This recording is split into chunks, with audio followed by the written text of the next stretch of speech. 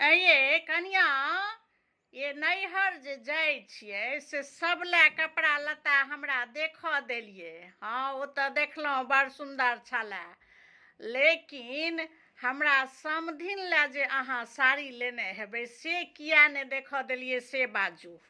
आँय ओ साड़ी हमरा देखऽ दिअ तऽ केहन साड़ी अहाँ अपना माय लए लऽ जाइ छियै।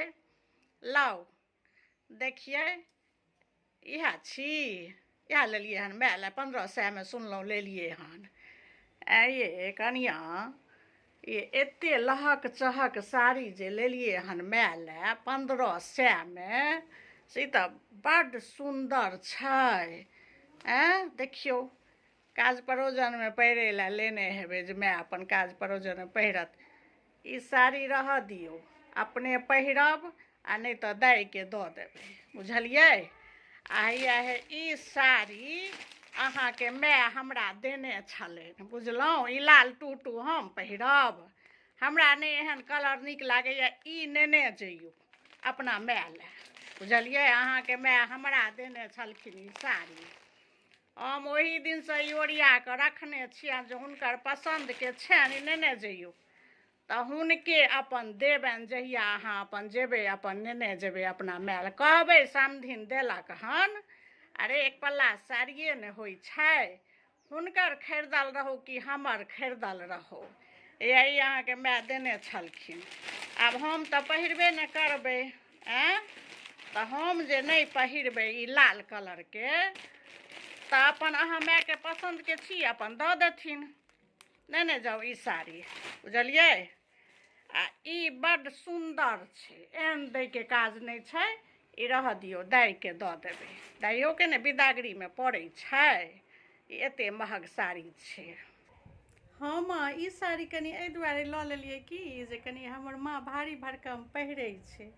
हाँ, काज परोजनमे से ओ कनि भारी भरकम साड़ी पहिरै छै, तेँ दुआरे लेलियै। आ माँ ई साड़ी तऽ हिनका ने हमर माँ देने छलखिन, तऽ ई केना कऽ लऽ जइयै। ओना जे कहथिन सएह करबै, हेतै तऽ पेटिएमे सँ कोनो एहिसँ दब हेतै ने सएह लऽ लै छियै।